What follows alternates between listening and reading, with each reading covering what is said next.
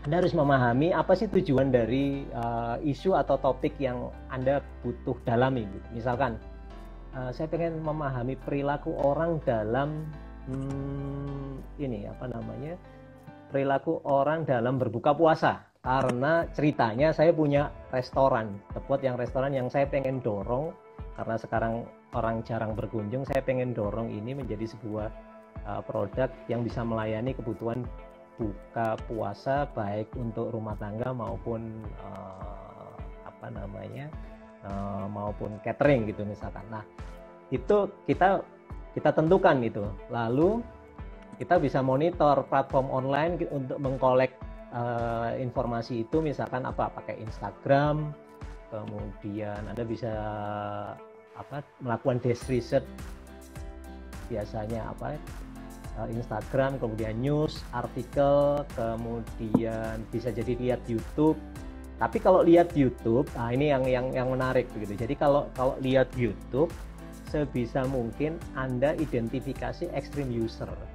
Misalkan, kalau Anda berbisnis kuliner, itu coba Anda follow beberapa misalkan food blogger atau food photographer yang kemudian sering menjadi referensi bagaimana tren perilaku orang mengkonsumsi sebuah makanan. Itu sangat valid.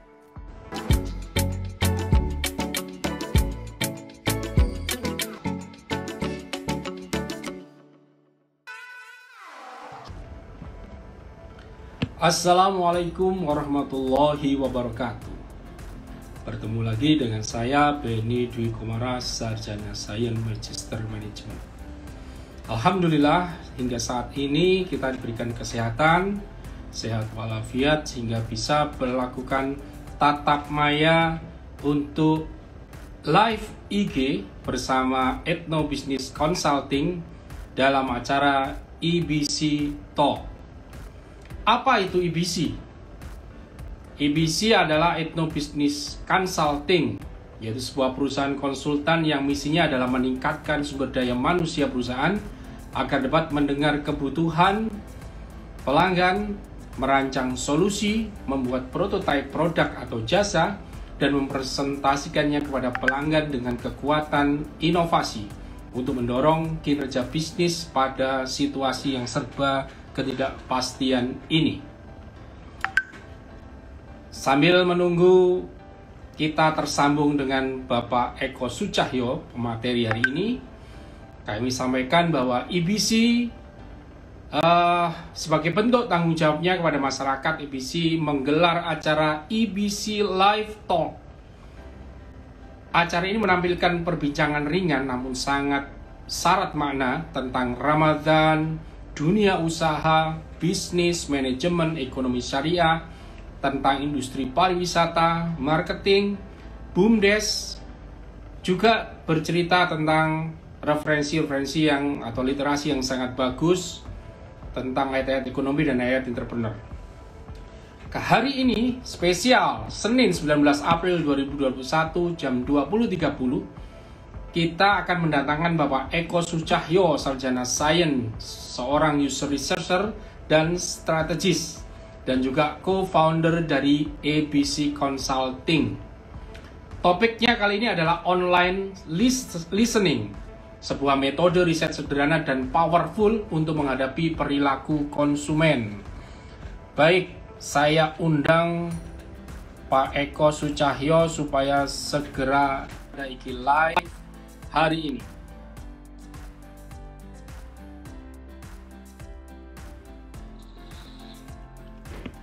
Assalamualaikum Pak Eko. Waalaikumsalam warahmatullahi wabarakatuh. Suara saya terdengar jelas, Mas? Saya pakai headset atau enggak ya? Lebih bagus? Jelas sekali. Jelas ya?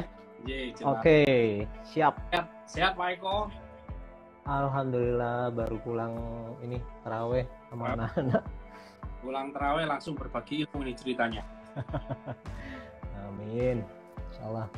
Saya coba bacakan deskripsi singkat tentang topik kita kali ini. Itu tentang riset adalah tindakan yang harus dilakukan bisnis untuk memahami konsumennya.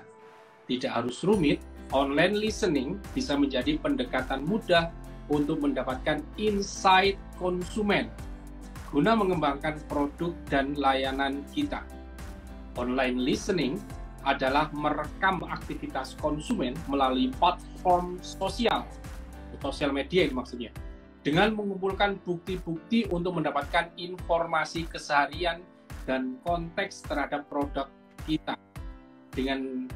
Dengannya kita akan menemukan relevansi dan opportunity besar produk dan bisnis kita. Wah, ini sangat menarik sekali nih Pak Eko.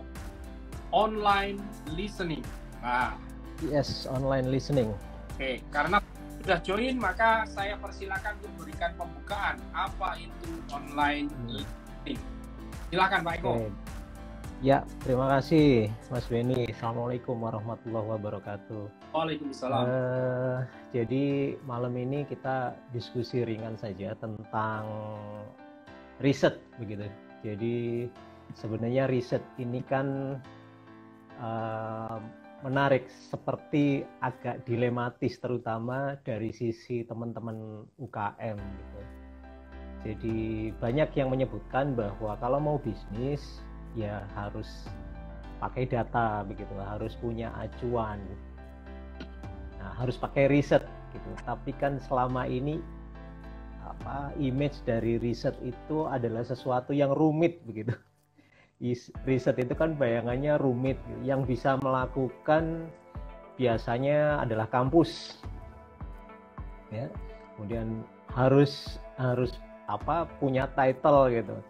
Dan biasanya riset-riset yang dilakukan umumnya untuk bisnis itu riset-riset kuantitatif yang meskipun hasil risetnya sudah ada tapi juga masih membingungkan gitu. Ini mau diapakan gitu, bagaimana kemudian hasil riset ini punya informasi yang cukup untuk membangun bisnis kita. Itu kan sering jadi pertanyaan gitu. Waduh Mas, boro-boro riset gitu, yang penting jualan gitu, riset nanti dulu lah gitu. Nggak sempat atau memang nggak punya ilmu untuk melakukan riset. Padahal riset ini menurut kami yang biasa kemudian melakukan product development itu kan harus ada di depan sebelum produk itu dibangun. Kalau ada pertanyaan misalkan Mas Benny, kira-kira riset itu ditaruh di depan, di tengah atau di belakang begitu dalam proses bisnis? Itu kalau menurut Mas Benny gimana? Mestinya di depan Pak, supaya tahu kebutuhan apa. Kalau barang jadi dulu, kita ternyata customer tidak butuh, hanya akan menjadi penumpukan barang mungkin Pak. Ya, betul.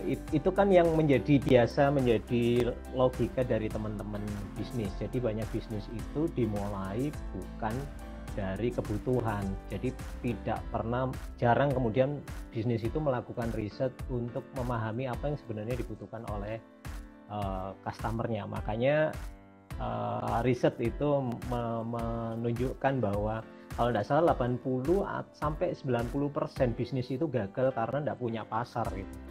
Jadi kalau kemudian tidak punya pasar, berarti produk atau layanannya itu dibuat tidak berdasarkan kebutuhan gitu.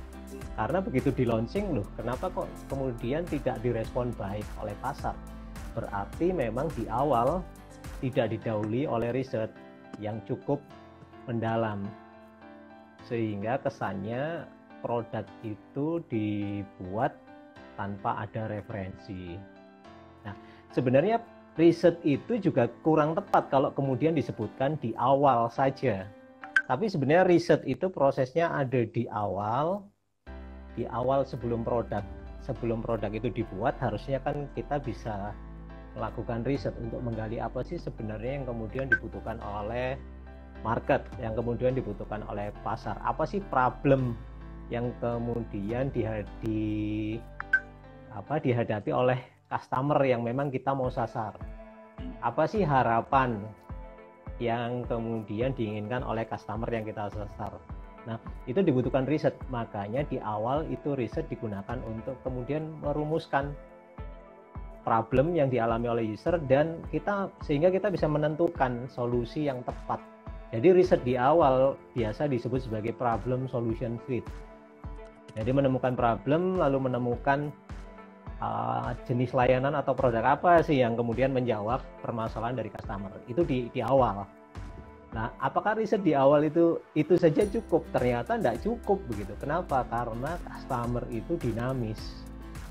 Berubahnya dinamis. Kompetitor juga melakukan hal yang juga tambah banyak, beragam, dan semakin tidak jelas siapa kompetitor kita. Bisa jadi dari industri lain yang kemudian menjadi kompetitor kita. Nah, bahkan tanpa COVID pun sebenarnya customer itu bergerak dinamis gitu. Makanya riset itu menjadi bukan lagi kebutuhan di awal pengembangan produk, tapi juga di tengah-tengah pengembangan produk itu riset juga harus dilakukan. Kenapa? Karena customer itu bergerak dinamis seperti sekarang. Karena COVID mungkin trennya arahnya ke arah online, contactless, kemudian semuanya di produknya sih sama, kebutuhannya tetap, tapi platformnya yang digunakan sekarang, channel distribusinya berbeda. Nah, jadi memang tidak bisa di awal saja. Jadi problem solution fit research itu tidak cukup. Ada yang disebut sebagai product market fit. Jadi product market fit itu juga membutuhkan riset untuk kemudian mengukur produk yang sudah tepat itu dikaitkan dengan pasar yang memang bergerak dinamis. Itu juga harus dilakukan berulang-ulang, jadi ya, iteratif. Jadi di awal, di tengah, dan juga biasanya riset itu dipakai untuk tes produk biasanya untuk tes produk. Untuk misalkan kita mau mengembangkan produk baru, tentunya untuk melihat responnya seperti apa, kita menggunakan riset untuk kemudian mendapatkan feedback dan mendapatkan insight dari customer. Nah, dari 3 ini saja kita sudah paham bahwa riset itu memang setali 3 uang. Jadi dia 2 sisi, tidak bisa kemudian dikesampingkan. Yang penting bikin produk berkualitas, selesai, tidak. Makanya di awal sebelum mendevelop produk harus riset dulu apa yang jadi kebutuhan segmen pasar yang kita tuju, apa masalahnya, kemudian kita rumuskan solusinya. Biasanya kita mengembangkan prototype biasanya level itu. Lalu di tengah kita juga terus mengembangkan bagaimana produk yang sudah fit ini kemudian bisa diserap pasar yang kita inginkan. Itu kita juga melakukan riset, dan kita melihat bagaimana respon itu. Dan yang ketiga biasanya kita lakukan untuk tes produk begitu. Jadi sangat krusial gitu sebenarnya riset ini. Luar biasa Pak Eko. Yeah. Saya riset itu paling tidak, kalau tadi saya menjawab hanya di awal, ternyata Pak Eko menjelaskan riset bisa di awal, bisa di tengah ketika kita melakukan market fit ya, dan juga ketika mau mengembangkan produknya atau mungkin di skill up bahasanya orang-orang itu ya. Betul. Tanya lanjutan Pak Eko, ini menarik ini. Riset supaya mudah dan dalam konteks murah Pak sekarang, apalagi kalau kita ngomong. Nah, ini apa ini Pak trik jitunya ini supaya kita bisa melakukan riset itu selalu riset berbasis data, berbasis apapun lah. Tadi ada listening atau apa yang mengarah ke mudah dan murah. Monggo Pak Eko. Oke, jadi karena ini menjadi sebuah kebutuhan yang tidak bisa dikesampingkan, maka Anda mau UKM, mau bisnis besar atau apapun, itu minimal Anda harus bisa melakukan riset sendiri, self-conduct. Nah, apapun keterbatasannya, Anda tidak bisa melangkah tanpa data. Kuncinya kan di situ sebenarnya. Jadi memang kita harus merumuskan, harus mencari pendekatan yang mudah, cepat, dan kalau bisa fleksibel gitu. Kadang-kadang kan kita disibukkan dengan aspek yang lain, produksi, kemudian selling, menjual, kemudian buru-buru mikirin riset begitu. Nah, karena ini jadi hal yang urgent dan penting, maka secara mandiri kita harus melakukan riset. Sebenarnya bisa kita hire konsultan riset untuk melakukan itu, tapi kan biayanya juga mahal begitu.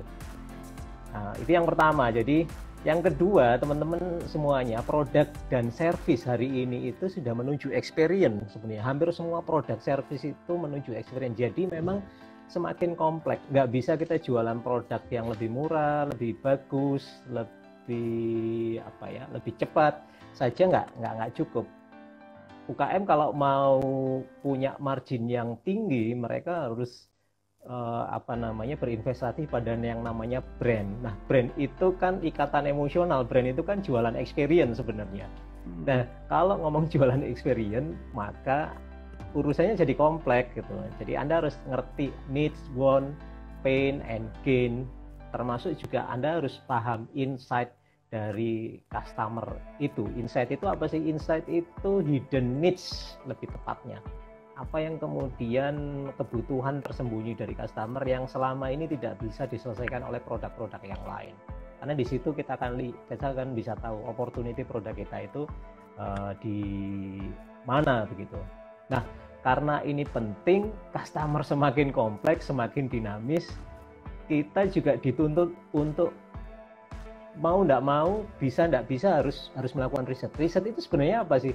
Riset itu jangan dibayangkan ini pekerjaan kampus yang rumit begitu ya, pakai statistik, Minitab, SPSS, bukan gitu. Riset itu sebenarnya seberapa dalam Anda memahami customer Anda, dinamikanya, apa yang kemudian menjadi kebutuhannya atau yang menjadi keinginannya, apa yang membuat dia frustasi ketika menggunakan produk Anda, apa yang kemudian dia harapkan ketika dia berinteraksi dengan produk Anda. Sebenarnya sederhananya seperti itu, meskipun sebenarnya aslinya juga nggak sederhana begitu.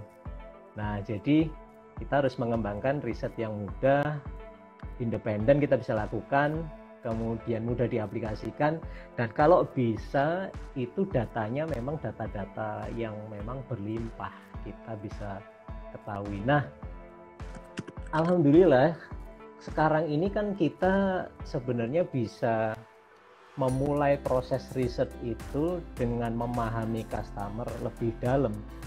Itu kan platformnya sudah beragam.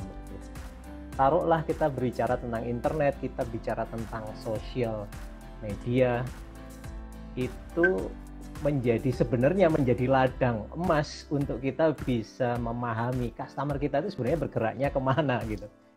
Cuman karena datanya terlalu berlimpah, kadang-kadang kita bingung memilah dan memilih.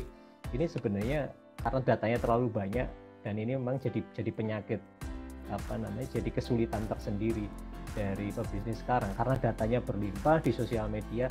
Terus yang tepat yang mana gitu, itu kan jadi tantangan itu Mas Benny. Jadi bagaimana data yang kemudian cukup berlimpah, itu kemudian kita bisa sintesis, dan dari situ kita bisa menemukan, oh ternyata customer kita dinamikanya ke arah sini.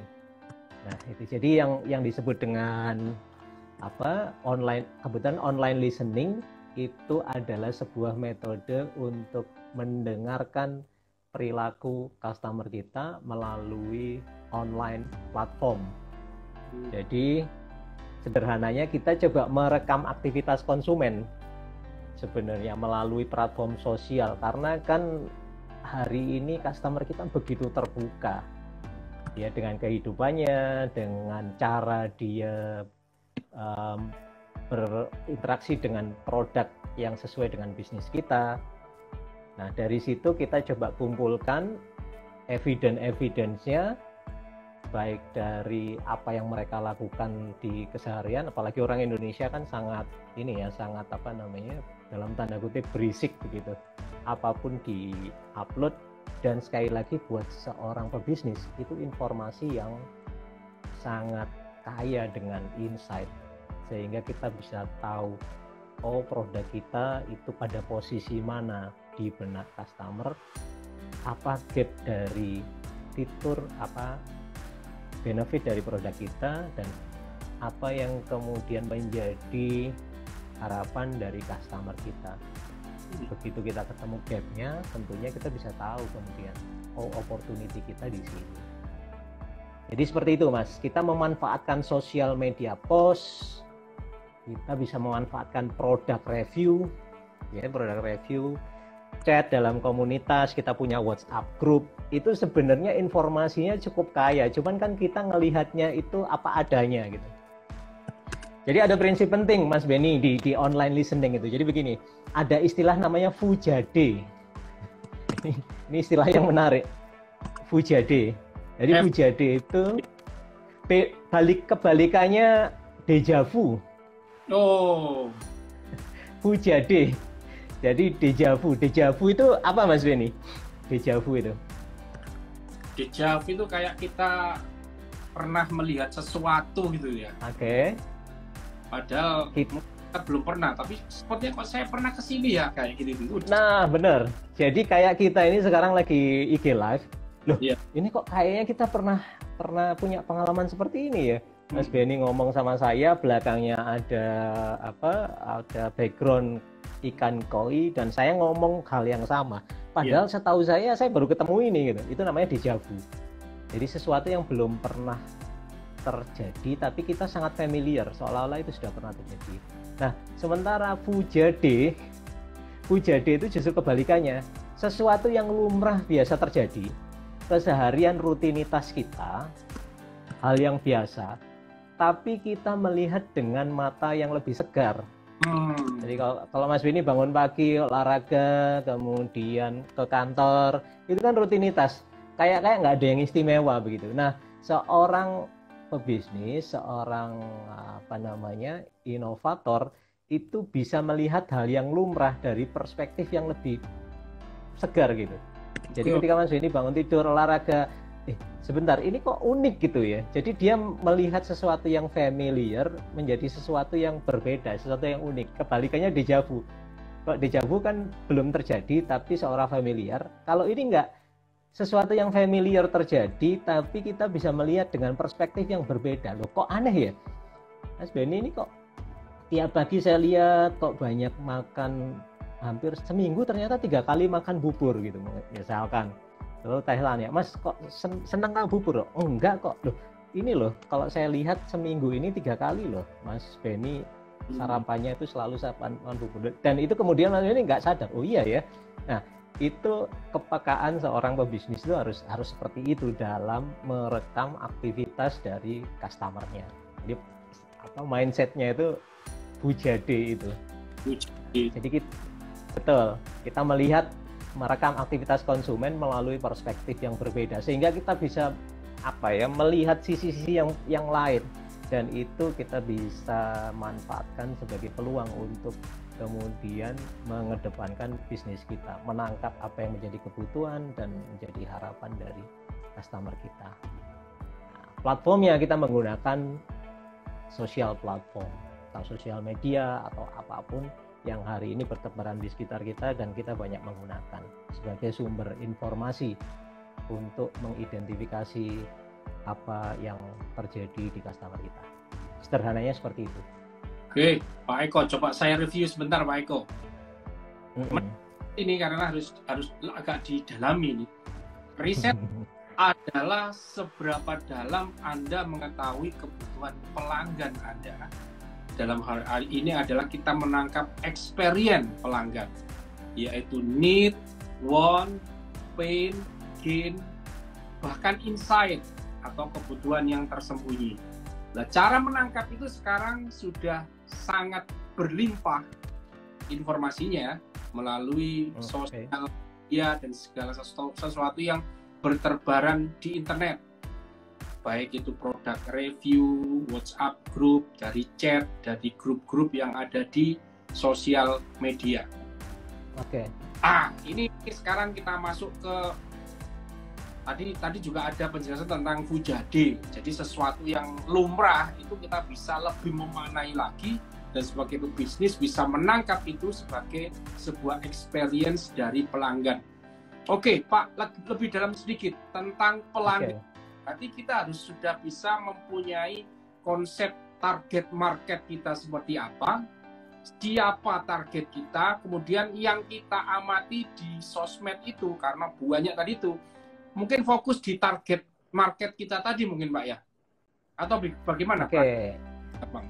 Jadi kita kan tadi kita bicara tentang mengapa sih sebenarnya riset itu penting dan mengapa online listening itu jadi sesuatu yang hari ini penting untuk kemudian kita relevan dengan customer kita, ya. Kemudian apa sih sebenarnya manfaat online listening itu? Tadi kan kita lihat urgensinya kan sangat penting. Apapun bisnis Anda, seberapa kecil besar bisnis Anda harus kemudian engage sepenuhnya dengan customer. Nah, hari ini engagement itu menjadi lebih mudah sebenarnya, lebih mudah dalam tanda kutip ya. Baik itu dengan customer Anda maupun potensial customer atau customer yang mungkin Anda sasar tapi belum menjadi customer Anda. So online listening itu sebenarnya ada 3 yang sebenarnya kita bisa manfaatkan jika kita menggunakan online listening itu. Kita melihat, yang pertama kita melihat tren. Ya, kita melihat tren itu kita juga bisa belajar dari pemain yang lain, kompetitor, untuk mengumpulkan inspirasi. Yang pertama tren, yang kedua customer perception, Mas Benny. Penting untuk kemudian memahami bagaimana produk kita dipersepsi oleh customer. Sekali lagi juri dari keberhasilan produk kita itu kan ada di customer. Kita bisa bilang produk kita hebat nomor 1, tapi kita juga harus bisa merekam sebenarnya yang diperbincangkan customer tentang produk kita itu bagaimana sih. Kan definisi brand kan seperti itu. Brand itu kan bukan apa yang kita declare kepada customer, tapi ketika Mas Benny atau saya tidak ada di ruangan, sebenarnya dibicarakan orang tentang saya itu apa sih? Kan itu yang kemudian brand yang sebenarnya. Nah, jadi customer perception itu penting gitu. Kita bilang A, tapi kalau customer bilang B, yang paling valid ya apa yang dikatakan customer, persepsi dari customer. Seberapa kita kuat membangun persepsi menurut versi kita. Sekali lagi customer punya penting untuk kemudian memahami persepsi customer melalui online listening. Ya, ini biasanya terlihat kalau kita produk review itu kan kelihatan. Kalau kita belanja online shop itu biasanya kan ada review. Itu ya kita langsung teknis ngomong tentang teknisnya seperti apa biasanya. Kalau kita produk review itu kan ada yang bintang 5 seperti apa. Tapi jangan lupa kita harus lihat yang bintang 1-nya itu seperti apa. Itu kan menarik gitu loh, persepsi. Nah, persepsi. Dan itu hari ini sudah semakin terbuka, diperbincangkan di marketplace, diperbincangkan bahkan ditulis di sosial media dan lain sebagainya. Jadi customer perception itu hari ini orang relatif terbuka, open dia, jadi kita bisa mengamati itu, merekam itu. Kemudian yang ketiga online presence, untuk mengetahui di mana dan seberapa kuat kehadiran produk kita dalam konteks online. Kalau mau ngecek sebenarnya kekuatan produk kita kan dari situ gitu, sebenarnya dari online listening, seberapa banyak produk kita diperbincangkan, kemudian yang diperbincangkan apanya gitu, apakah komplainnya atau justru benefit dari produk kita sehingga orang mau merekomendasikan untuk orang lain. Jadi 3 hal itu Mas, tidak spesifik ke ke segmen customer tertentu. Bisa jadi produk kita dinilai oleh customer yang berbeda dengan segmen target kita, itu bisa mungkin juga terjadi. Justru kita pengen mendengar itu sebagai sebuah insight. Oh bisa gitu, bukan potensial customer kita, tapi kemudian memberi review berbicara tentang produk kita. Itu kan sebuah informasi yang menarik. Nah, online listening mampu itu menjadikan modal untuk kemudian kita mendapatkan informasi yang penting. Jadi tren, customer perception, dan online presence. 3 itu Mas manfaatnya. Baik, sebelum saya gali lebih dalam lagi nih, Pak Eko tentang online listening, saya memberi kesempatan kepada audiens yang sudah hadir join dalam IG Live kali ini untuk bertanya di kolom komentar. Ada Pak Alfi, ada Pak Derajat, ada Pak Rajo, ada Bu Nilu, ada Limas Kosim, ini ada Pak Pandura Yusuf ini. Kita live IG sama Pak Pandura Yusuf ini. Ada Pak Muhammad Atas. Monggo silakan kalau ada yang mau ditanyakan tentang online listening, ini sebuah informasi baru ini. Beliau menyampaikan bahwa ternyata untuk melakukan riset itu bisa mudah. Apalagi sekarang era sangat terbuka, di internet informasi itu sangat berlimpah.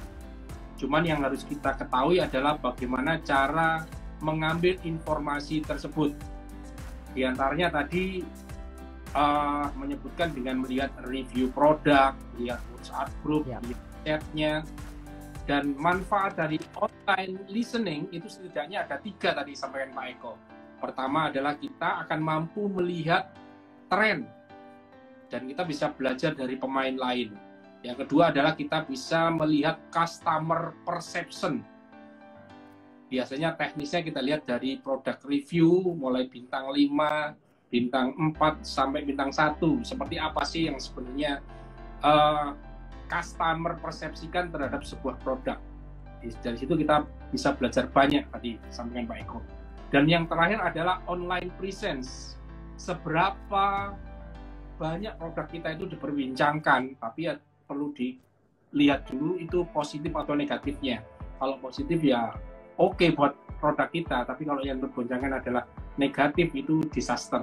Tapi paling tidak kalau kita sudah dapat informasinya melalui riset yang online listening tadi itu akan sangat bermanfaat untuk kita untuk mengembangkan produk. Seperti itu nih Pak Eko. Mungkin ada betul Mas. Ya, jadi betul seperti itu manfaatnya. Kemudian kalau ada sebenarnya yang gimana sih cara memulai online listening, sebenarnya sederhana begitu. Kita bisa mulai dari sosial media post. Ya baik itu Instagram, Facebook atau apa. Tapi yang pertama yang kita harus dahului adalah kita harus paham dulu ininya sebenarnya. Apa sih sebenarnya isu atau topik yang kita mau gali begitu. Sebenarnya apa sih kita harus menentukan kita mau mengcapture apa itu. Misalkan ini kan misalkan Anda punya produk yang memang misalkan Anda jualan kue lebaran begitu. Maka cara atau Anda jualan produk-produk yang memang diperuntukkan untuk buka puasa, produk-produk makanan, kuliner dan lain sebagainya. Anda kan bisa masuk Instagram, ketik hashtag misalkan buka bareng atau kata kunci yang kemudian ini Anda bisa masukkan di situ. Yang paling penting yang pertama adalah Anda harus memahami apa sih tujuan dari isu atau topik yang Anda butuh dalami. Misalkan saya pengen memahami perilaku orang dalam perilaku orang dalam berbuka puasa, karena ceritanya saya punya restoran yang saya pengen dorong, karena sekarang orang jarang berkunjung, saya pengen dorong ini menjadi sebuah produk yang bisa melayani kebutuhan buka puasa baik untuk rumah tangga maupun maupun catering gitu misalkan. Nah, itu kita tentukan itu. Lalu kita bisa monitor platform online untuk mengkolek informasi itu, misalkan pakai Instagram, kemudian Anda bisa melakukan desk research, biasanya Instagram, kemudian news, artikel, kemudian bisa jadi lihat YouTube. Tapi kalau lihat YouTube, ini yang menarik begitu. Jadi kalau lihat YouTube, sebisa mungkin Anda identifikasi extreme user. Misalkan, kalau Anda berbisnis kuliner, itu coba Anda follow beberapa misalkan food blogger atau food photographer yang kemudian sering menjadi referensi bagaimana tren perilaku orang mengkonsumsi sebuah makanan. Itu sangat valid penting sekali untuk kemudian mendapatkan insight dari extreme user.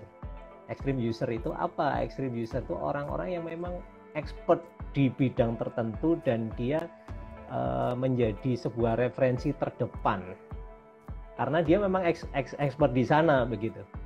Jadi ketimbang Anda mendengarkan saya yang tidak mengerti mana makanan enak, apa yang kemudian hari ini tren, Anda lebih baik mendengarkan atau mengikuti tweet, mengikuti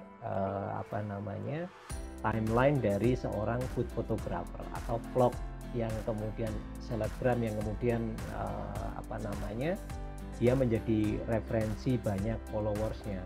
Jadi bisa Instagram, bisa vlog, bisa news, artikel atau blog. Blog biasanya blogger itu bagus, tulisannya itu insightful gitu. Nah, itu juga bisa menjadi informasi yang berharga dari situ. Nah, kemudian bisa dari situ, dari sosial media, news, vlog, YouTube dan lain sebagainya. Jadi yang pertama ya Anda harus paham ini apa yang kemudian tema yang Anda ingin gali begitu. Tren apa yang kemudian Anda pengen amati, seperti tadi perilaku masyarakat Indonesia pada Ramadan post Covid, bagaimana perilaku konsumsi atau bagaimana persiapan masyarakat Indonesia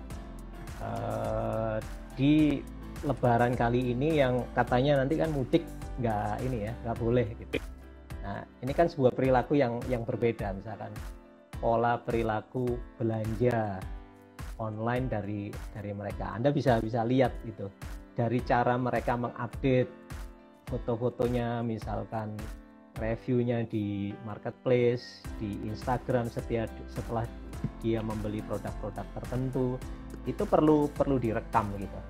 Jadi bisa lewat vlog, YouTube, Instagram feed, story, news, bisa dari chat, ya dari situ. Dan jangan lupa, yang paling penting ketika Anda mendengar vlog, YouTube, Instagram feed, story, news, chat, itu yang paling penting adalah Anda capture interesting quotes. Quote, kadang-kadang orang itu kan nulis quotes ya. Quotes itu menarik gitu. Itu sebuah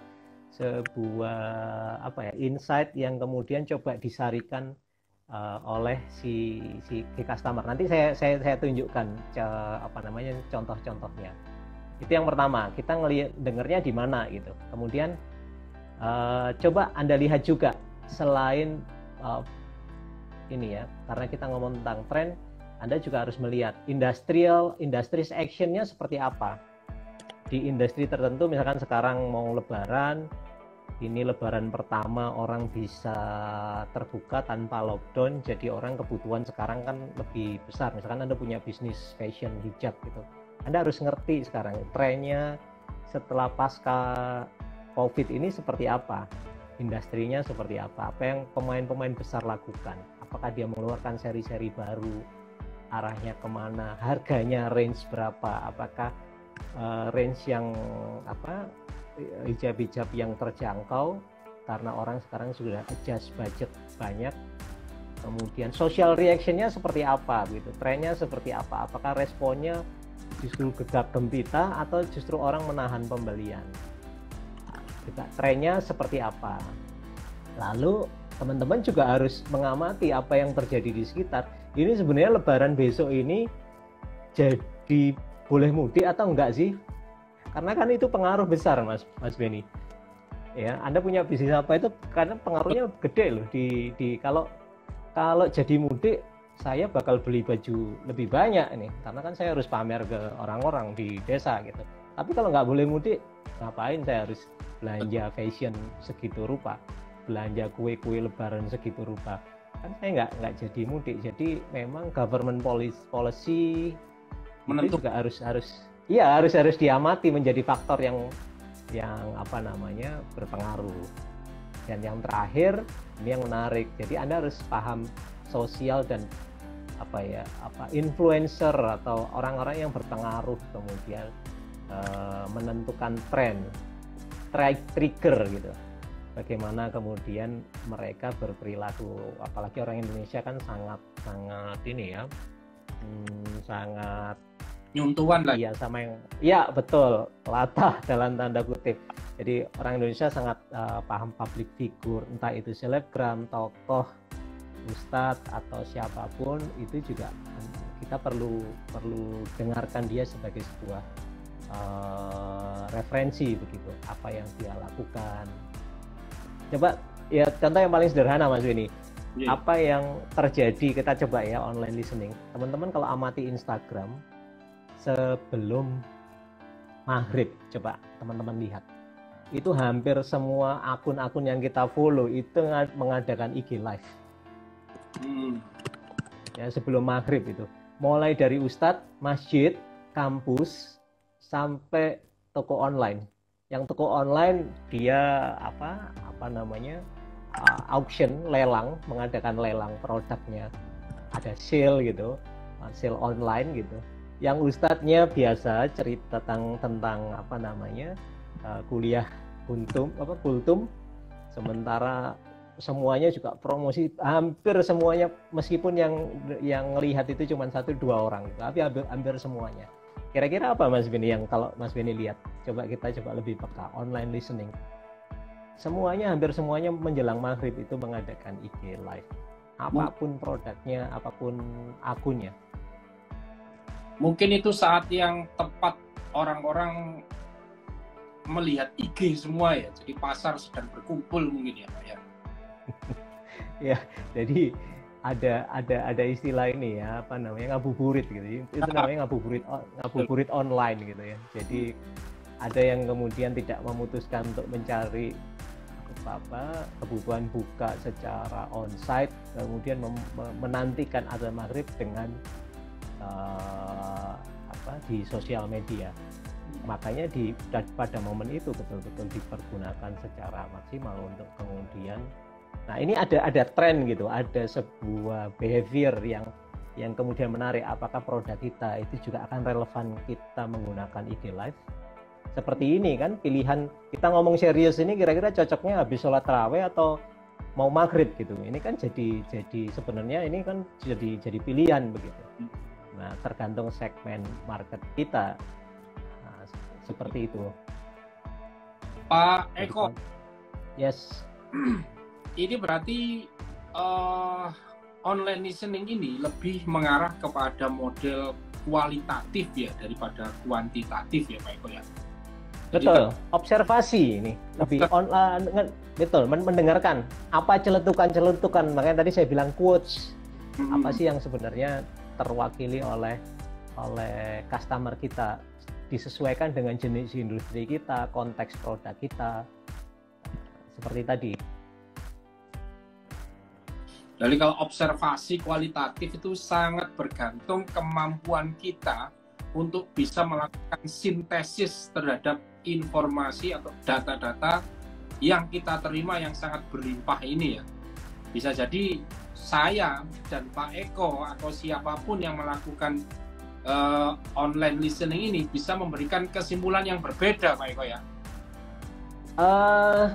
Jadi konteksnya begini, mungkin kalau kesimpulannya tidak jadi kan begini. Kalau di online listening itu yang paling mendasar kan begini, kita memahami apa yang kemudian contoh ya, saya punya contoh menarik. Saya kebetulan suka kemarin mengamati ini apa namanya, layanan dari layanan kesehatan. Kalau Mas Beni pernah pakai Halodoc, saya dulu berpikir Halodoc itu cuman pemain tunggal, ternyata enggak. Ada Halodoc, ada Alo Dokter, ada Klik Dokter, ada Good Dokter. Nah, kita coba lihat ya, online listening itu sebenarnya juga bisa kita gunakan untuk competitor landscape. Misalkan kita bisa lihat Halodoc gitu ya. Halodoc itu kalau pengen tahu dilihat di websitenya, value propositionnya apa ya. Beda dengan Alo Dokter. Ya, kalau ini saya lihat Halodoc one stop solution all medical needs. Sementara Alo Dokter overproteksi mobile insurance mulai dari 95.000. Sementara yang Klik Dokter itu self help monitoring all in one medical reference. Itu value propositionnya. Nah, dari situ kita bisa cek websitenya, ada website dan mobile apps, diunduh Halodoc 5 juta orang, sementara Halodokter juga sama 5 juta orang. Kolaborasi dengan Gojek, ini kan bisa kita petakan gitu Mas, Halodoc, Halodokter. Nah, layanannya apa? Nah, konsultasi dengan dokter online, hampir semuanya bersama. Tapi yang menarik ketika kita lihat reviewnya, nah ini ya, kita coba lihat reviewnya. Kalau punya handphone, coba Anda lihat reviewnya itu. Nah di situ ada, ini saya capture. This app so helpful, you don't need to go Halodoc ini ya. Anda nggak perlu pergi ke hospital dan kemudian ngantri itu. Sekarang kamu bisa chat dengan dokter yang tersertifikasi dan berpengalaman. Tapi di yang bintang nomor 1 ini ada testimoni yang menarik. Saya menghapus aplikasi ini karena kita tidak bisa mengorder obat lagi. Jadi butuh waktu 1-2 hari, katanya sistem. Ya, tidak bisa proses untuk kemudian mengantarkan resep dan obat itu tidak bisa real time. Please repair service. It was very useful before. Ini sebelumnya sudah sangat bermanfaat. Sementara Halodokter juga begitu, responnya bagus, quick, more affordable. Tapi ada yang bilang I do not recommend this application. Customer data and privacy are not secure. Nah, dari situ kan Anda lihat, yang pertama bicara tentang delivery-nya, layanannya bagus tapi delivery-nya, resepnya lama gitu. Padahal kan Halodoc pakai pihak ketiga, Gojek misalkan. Sementara yang Halodoc bilangnya, wah ini data saya nggak secure ini. Nah, tadi yang satu bilang tentang logistik, yang satu bilang tentang keamanan data.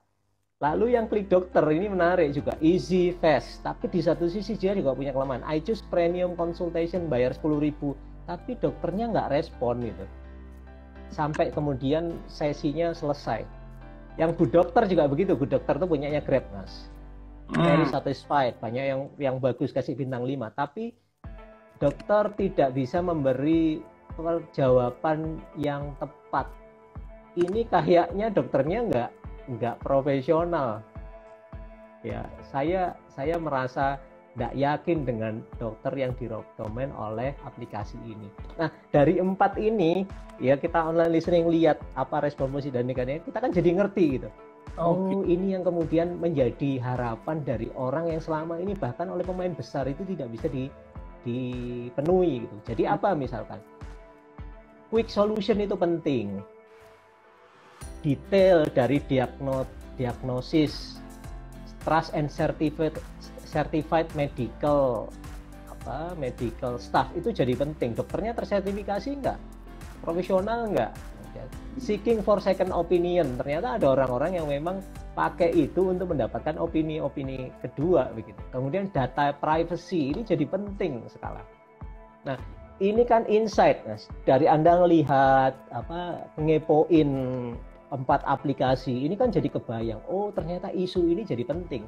Kecepatan merespon itu penting, data privacy itu penting, second opinion meskipun ini via telemedicine itu juga penting, trusted certified dokter itu juga penting, diagnosa yang detail itu juga penting karena ini kan telemedicine, konsultasinya menggunakan bahasa-bahasa yang kemudian sederhana sehingga dipahami oleh orang, bukan bahasa-bahasa yang teknis gitu. Nah, dari situ kita kan akan bisa melihat dari layanan yang ada dengan yang di voice of customer online listening ada gap, dan dari situ muncullah opportunity. Jadi kalau Mas Benny mau bermain di wilayah mau bikin kompetitornya Halodoc, Anda harus melihat bahwa ternyata mengkomunikasikan value proposition itu harus clear. Layanan sertifikasi dari dokter-dokter yang kemudian profesional itu menjadi kebutuhan pain yang sangat tinggi. cari produk ini. Nah, seperti itu. Jadi kita perlu belajar dari orang lain untuk kemudian melihat apa opportunity dari produk kita. Kurang lebih seperti itu, Mas. Oh, ya. Sampai masuk ke dalam seperti itu ya? Ya, itu bisa digunakan untuk kompetitor landscape. Ya, itu yang contohnya. Lalu misalkan ini ada teman UKM ini, dia itu jual produk apa namanya permen vitamin kayak Yupi gitu loh. Tapi dia dia pengen anak-anak itu nggak makan makanan junk food tapi yang bervitamin. Dia melakukan online review. Ya, kebetulan ada produk yang mungkin teman-teman, saya nggak mau nyebut mereknya ya, Anda bisa dapatkan itu di Gramedia. Ya, jadi rasanya enak. Anak-anak ini bilang di review produknya, rasanya kenyal, permen Yupi tapi multivitamin. Ini kan statement ya, Yupi candy with multivitamin. Ini permen kecantikan, candy for beauty, favorit candy, permen favorit. Nah, ini kan menarik. Produknya ini ada di Gramedia dan Watson. Saya nggak perlu nyebut nama ya namanya. Jadi ini seperti permen Yupi tapi dia bervitamin. Nah, dari percakapan itu yang ada di sosial media dan statement-statement yang ada di ini, kita bisa melihat sebenarnya kita punya opportunity untuk kemudian melihat berdasarkan review itu. Kita kan bisa jadi muncul definisi bagaimana kita bisa mengubah persepsi orang dari makanan yang fun menjadi makanan yang bervitamin. Ternyata tadi kan, ternyata selama ini yang namanya produk Yupi itu nancep sekali di ini. Tapi kemudian bagaimana kita bisa merubah persepsi bahwa makanan yang fun itu juga sangat bermanfaat, full benefit. Apa dengan vitamin? Oke. Ini kan bermula dari situ. Jadi kalau kita punya produk sejenis, sudah lihat saja market leadernya seperti apa yang coba lihat review produknya, apa yang customer katakan tentangnya, baik itu yang baik, yang menjadi harapan maupun yang menjadi kekecewaan dia. Anda akan paham gap-nya seperti apa dan Anda akan tahu insight-nya seperti apa gitu. Semuanya sekarang ada, Mas. Iya, ada di sosial media. Bisa terlihat semua sekarang ya. Iya, tinggal kita harus peka gitu. Kita lihat observasi, sumbernya kan macam-macam. Dia punya Facebook, kita datengin Facebooknya. Punya Instagram, kita datengin Instagramnya. Lihat komen-komen orang-orangnya, baik orang yang kecewa maupun orang yang memuji produknya dia. Dari situ kita bisa lihat, oh ternyata gap-nya ini. Orang punya harapan, gain, orang punya pain. Nah, so kalau kita mau bermain di situ, apa opportunity kita? Nah, seperti itu. Jadi hari ini semakin jelas. Itu yang pertama. Ya, kita bisa lihat dari sosial media. Kenapa kok ini penting? Karena itu kan unfilter gitu, real kan, orang itu komen apa adanya. Tapi kadang-kadang ada online shop itu yang kemudian ada Instagram yang kemudian review negatif itu dihapus. Nah, untuk menghindari bias ini, nah saya menganjurkan teman-teman untuk tidak kemudian untuk kemudian menambahkan online listening yang ada di sosial media dengan online listening yang teman-teman buat sendiri. Nah, biasanya paling gampang kan gini, Mas. Ya istilahnya kita bisa bikin riset terbuka menggunakan WhatsApp atau menggunakan Instagram. Kan Instagram bisa itu. Teman-teman misalkan Anda bisa bilang, teman-teman kita mau bikin riset kecil-kecilan nih. Gimana sih kebiasaan kamu pada saat Lebaran? Lebaran ini kan agak beda dengan tahun kemarin, karena Lebaran tahun kemarin kita pada kondisi nggak bisa mudik dan kita hanya di rumah saja, nggak boleh silaturahim. Hari tahun ini kan kita boleh silaturahim. Kira-kira Lebaran tahun ini kamu mau ngapain? Dalam konteks misalkan kamu membeli buah tangan atau kue lebaran untuk orang yang kamu cintai. Kebetulan kenapa kok saya kasih judul seperti itu, karena bisnis saya jualan kue lebaran gitu. Nah itu saya taruh di WhatsApp, cerita dong gitu, tolong dong cerita tentang apa sih yang kamu akan lakukan gitu. Kamu akan lakukan apa yang kamu rencana kamu bawa. Nah, minta orang untuk cerita di situ dan ucapkan terima kasih. Anda nggak harus ngasih sesuatu, pokoknya Anda pengen gali saja cerita. Kira-kira Lebaran tahun ini Anda mau silaturahim kemana? Wah, tahun kemarin nggak mau ke mertua. Boleh dong Anda cerita gitu. Nah itu kan itu juga bisa jadi online listening gitu yang sangat kuat. Anda bisa bikin di Instagram kan ada itu Mas, di ya kan, Anda bisa riset terus silakan isi gitu langsung ke follower Instagram. Kalau Anda punya WhatsApp, Anda broadcast ke podcast, dan saya yakin teman-teman Anda akan sangat terbuka untuk membagikan aspirasinya kepada Anda. Dia akan cerita. Nah dari situ Anda akan mendapatkan, nanti Anda akan sintesis. Oh ini dia akan membawakan ke orang tuanya kue-kue. Lalu Anda perdalam lagi, tanya kenapa kok bawa itu, apa alasannya. Kalau selain itu Anda mau bawa apa lagi, itu akan jadi cerita frase yang kuat sekali. Nah itu yang biasa kita lakukan. Jadi online listening bisa Anda lakukan lewat observasi di sosial media untuk melihat kompetitor Anda melakukan apa, trennya sedang kemana, industri ini sedang kemana. Tapi juga Anda harus kemudian melakukan online listening sendiri dengan melakukan riset-riset yang informal. Jadi kalau pakai Google Sheet itu kan formal banget gitu pertanyaannya. Itu nggak informasinya nggak punya kedalaman, quote-quote-nya, insight-insight-nya nggak muncul. Tapi beda ketika Anda redaksionalnya dibikin sederhana saja. Guys, kita mau lagi bikin riset kecil-kecilan nih, pengen tahu kira-kira Lebaran tahun ini apa sih yang kamu bakal lakuin gitu. Terus kalau kamu mau berkunjung ke orang yang kamu sayangin, kamu mau bawa apa sih? Kenapa kok kamu mau bawa itu? Cerita dong ke kita. Itu kan pertanyaan yang sangat sederhana, terbuka, dan mendorong orang untuk cerita banyak hal. Tapi di balik itu kita akan punya banyak data-data yang sangat bermanfaat untuk bisnis kita. Nah, konteksnya seperti itu Mas, online listening gitu. Oh, bagus Pak. Kita sudah mendapatkan pencerahan tentang online listening nih. Setidaknya ada dua cara. Satu dari medsos, kita amati kompetitor kita. Yang kedua adalah dengan kita membuat online listening sendiri dengan model yang lebih informal, sehingga kita bisa menggali banyak insight dari para customer. Keren Pak Eko. Sepertinya ini cukup Pak untuk pelajaran kali ini, biar kita, kalau bahasanya orang Jawa itu, kita leremkan dulu supaya kita memahami maknanya yang lebih dalam.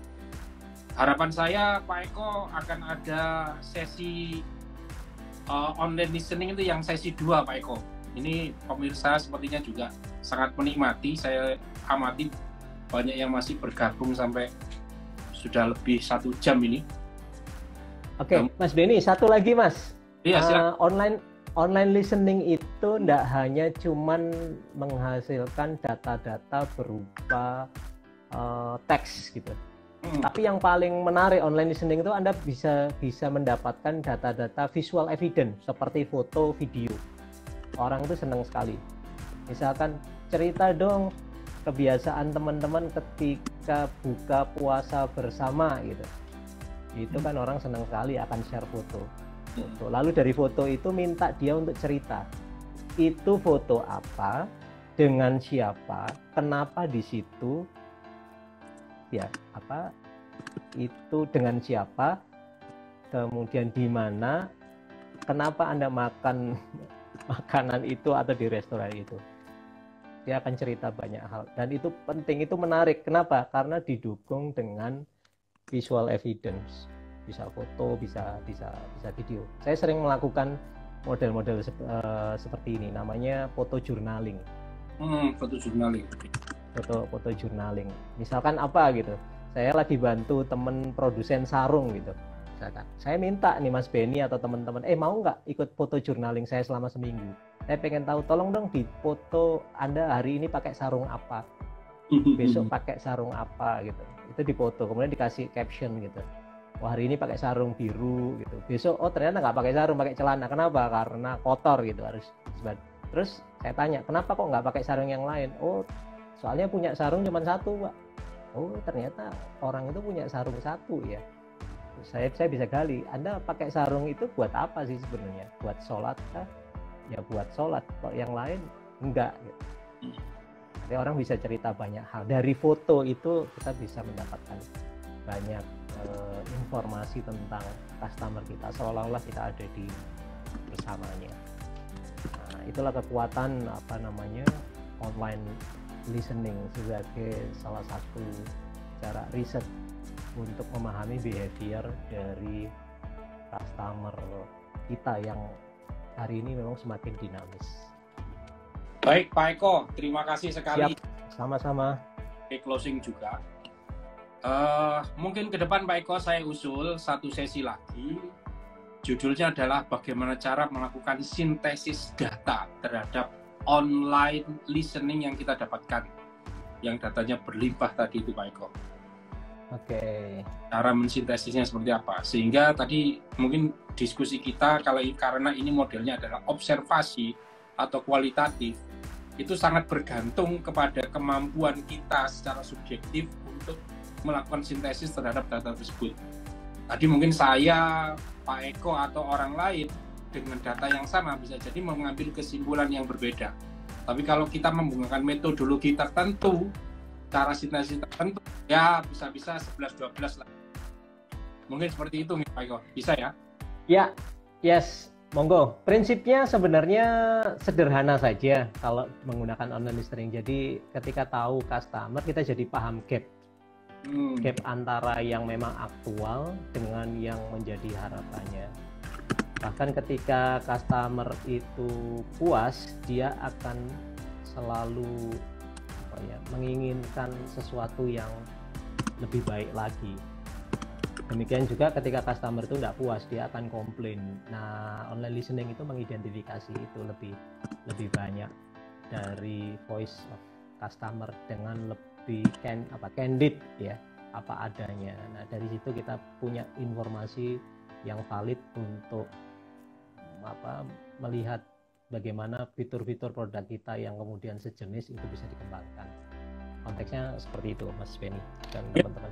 Oh, ditahan lagi tips-tipsnya yang lain, kita akan buka pertemuan yang selanjutnya. Terima kasih Pak. Sama-sama Mas Benny.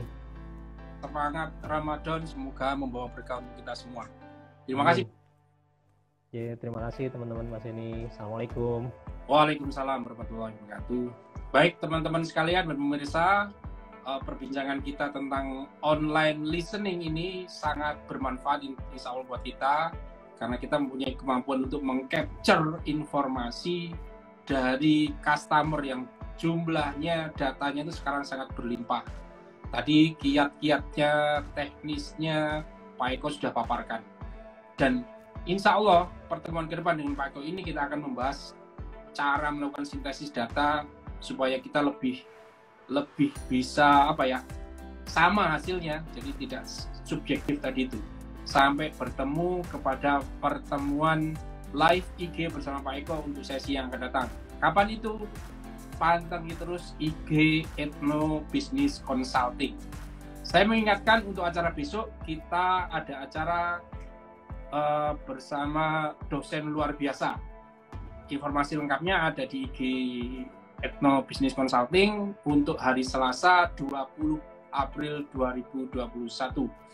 Saya ucapkan terima kasih sebagai host ABC Talk hari ini. Terima kasih atas kehadiran yang pertama Pak Eko Sucahyo, atas ilmu yang diberikan. Yang kedua para pemirsa yang hadir. Saya tidak bisa sebutkan satu-satu. Alhamdulillah hari ini cukup banyak. Terima kasih untuk tetap setia, dan insya Allah besok akan ada lagi materi yang lain yang lebih bagus lagi. Terima kasih, mohon maaf atas segala kurangan. Saya akhiri, Assalamualaikum warahmatullahi wabarakatuh. Waalaikumsalam warahmatullahi wabarakatuh. Terima kasih, saya close ya. Terima kasih Pak Eko. Sama-sama.